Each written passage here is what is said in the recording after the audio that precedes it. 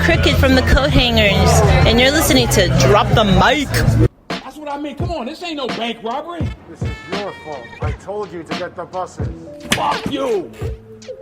I didn't kill anybody. I got 50 more people in here. You fuck with me again, I'll give you 2 of the longest days of your life. All right.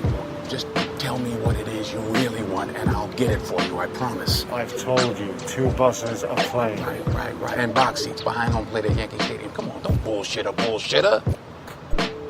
You planned every inch of this thing right from the start. You got everybody marching to your beat, including me, and I'm through buying it. You're too damn smart to be a cop. Now get the fuck out of here. But you gonna shoot me?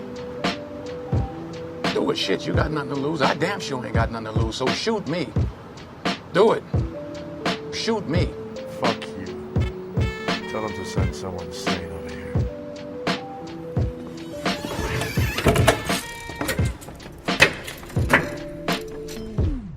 Welcome back to our San Diego podcast. This is Drop the Mic, and I'm your host, Wesley Swanson, and alongside me we have our local projectionist and frequent collaborator, Mr. Chris Pawlak, returning. What's up, man? How are you? I'm good, dude. How have you been? Good, hanging in there.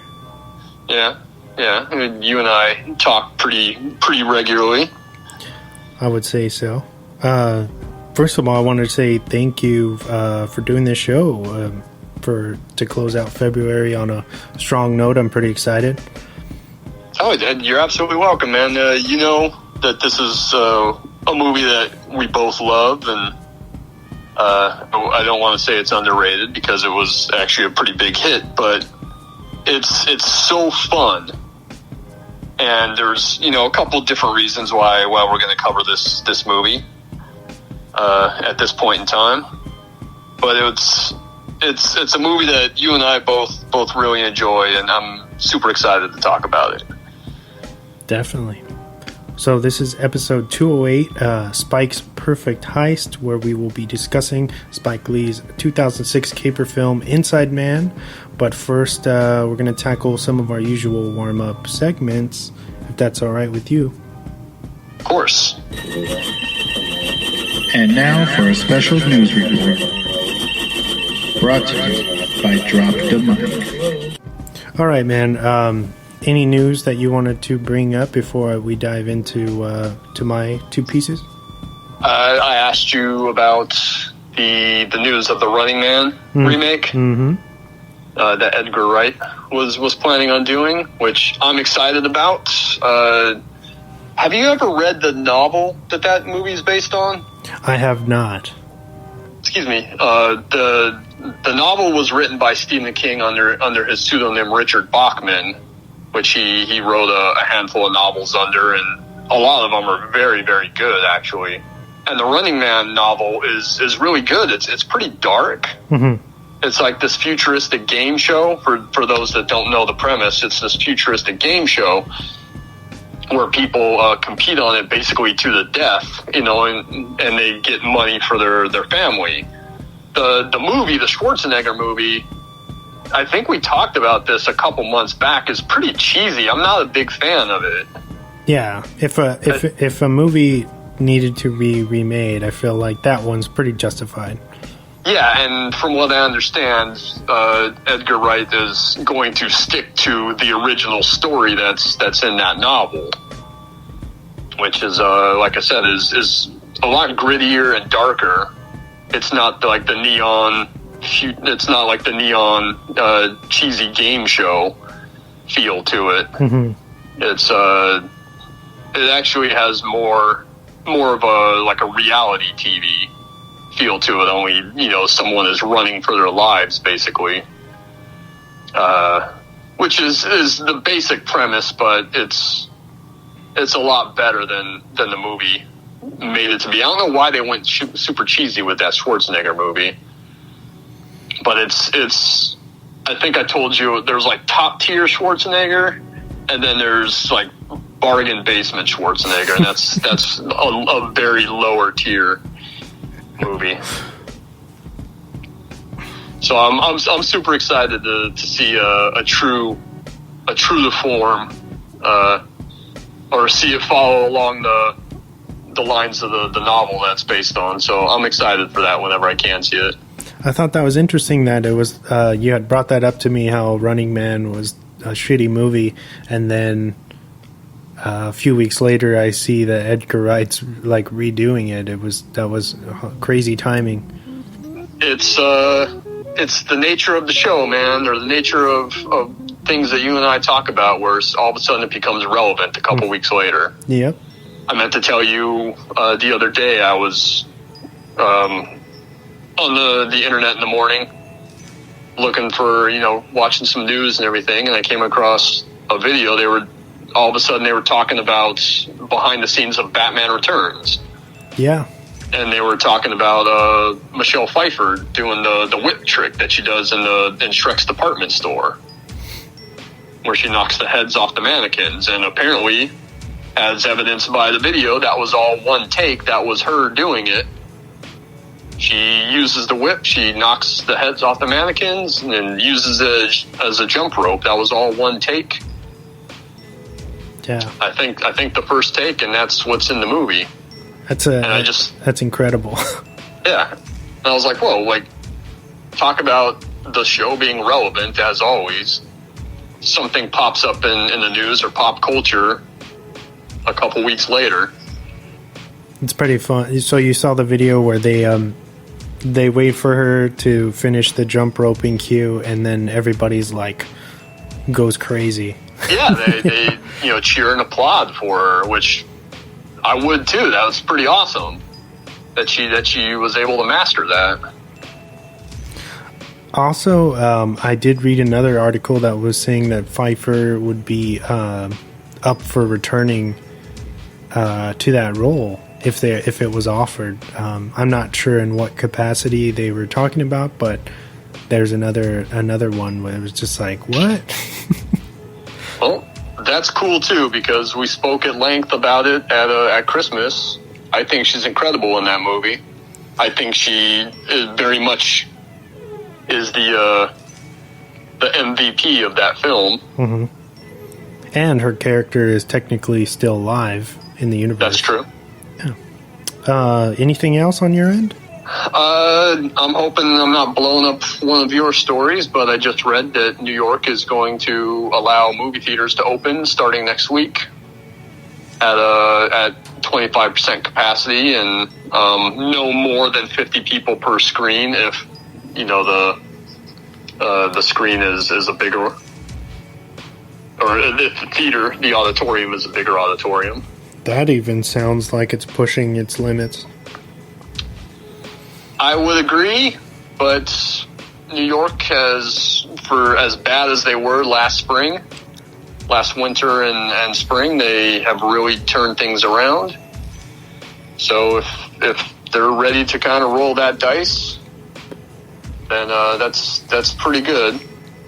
I don't think California will be doing that for a while, though. Unfortunately. Or fortunately. Yeah. I mean, obviously, as we're both fans of the theaters, or it's our livelihoods in a lot of ways, it's like a double-edged sword, you know what I mean? Yeah. Yeah, but I would much rather things be safe. Yeah, just wait it out. Than to worry about that. So if that's the way it is, and movie theaters out here aren't open until the summer, or maybe even late summer, early fall, that's the way it goes. I don't know what they're still trying to push, at least studio wise. If they're holding, I think some studios are kind of holding fast to the late spring, early summer release dates right now. But I know that they pushed back No Time to Die yet again.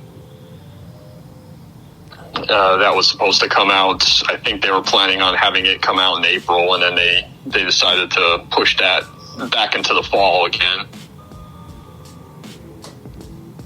So I'm wondering what some of the other movies that were on deck for May and June are planning on right now.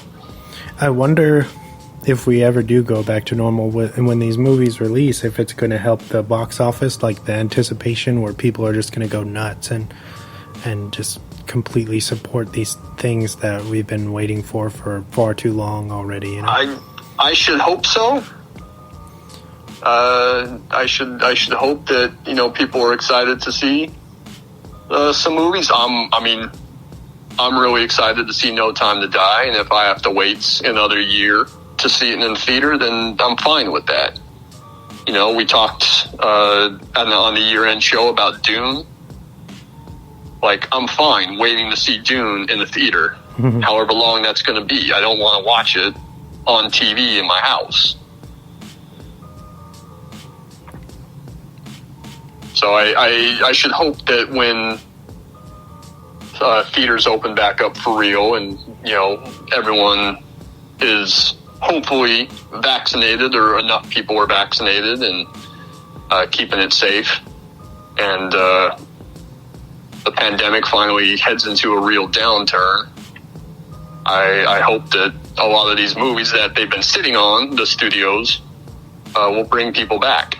I'll dive into mine. I just got two quick pieces of news. First up, we have the gentleman director Guy Ritchie's next project will be set in World War II and will tell the story of a group of thieves and criminals who assembled to become Great Britain's first Black Ops unit. The working title for this as of now is Ministry of Ungentlemanly Warfare. And it's based on a novel, I believe. Do you have any thoughts on that? Are you excited? Have you heard about it? Yeah, I don't think I've heard about that. Yeah, I'll definitely check it out. I'm excited. Is that going to be like a serious movie, or is it going to be a little bit comedic? Well, have you seen the Man from U.N.C.L.E.? Yeah, it's great. Yeah, I enjoyed it. It's a lot of fun. And they're saying that this one is supposed to be in the vein of Inglourious Bastards, like the next Inglourious. So that's sure, that'll be awesome then. Yeah. Hopefully. And then I'm surprised you didn't bring this up. I'm not sure if you've heard about it yet, but this week also marks a pretty somber moment in music history, as we've gotten the news that after a career that nearly spans 30 years, Daft Punk has called it quits, which also means we likely won't be seeing them return to the composer's chair for the upcoming Tron Ares film. Damn. I did hear that they split, and yeah, that Tron Legacy score is incredible. It is. I'm not like a huge Daft Punk fan, but when I saw the movie and heard the score, it's awesome.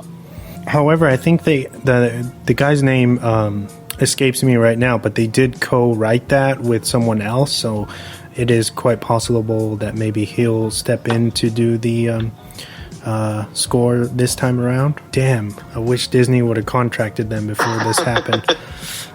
You should check out, they have like a 7-minute epilogue where it's like a pretty much like a short film of them saying goodbye. It's pretty sad, but it's awesome at the same time. Okay, I'll go back and check that out. Yeah. I saw that news, I don't know, yesterday or a couple days ago. I don't know, 2021, man. Still not a great year. Maybe a great year for entertainment-wise stuff that we're getting, whether it be streaming or not. But in other ways, it's just like continuation of shittiness. Yeah, that's expected when you start the year out with an attempted coup. Yeah. There. Oh man. And now it's time for the weekly recommendations. All right, so Rex, what do you got for me this week? Well, one of the reasons we're talking about Inside Man is because Christopher Plummer is in it, and he just passed away a couple weeks ago. So I wanted to cover a movie with him in it that I was a big fan of, and Inside Man was one of the ones I thought of. Get into one of the other ones later, but there's a great movie that he's in called Beginners from, I don't know, maybe a decade ago. or so, 8 to 10 years ago.